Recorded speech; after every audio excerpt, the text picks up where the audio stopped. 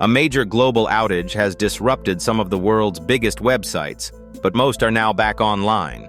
Websites for Heathrow Airport, NatWest Bank, Minecraft, and even Starbucks went down earlier today after Microsoft's cloud platform, Azure, suffered a massive technical failure.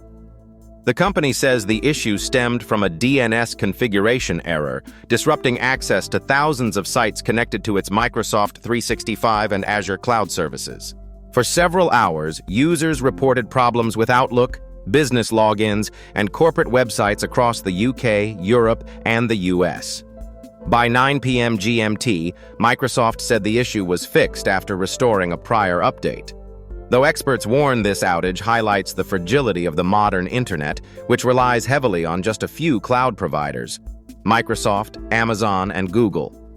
Authorities and consumer groups are now urging affected businesses to compensate customers who lost services or payments during the downtime.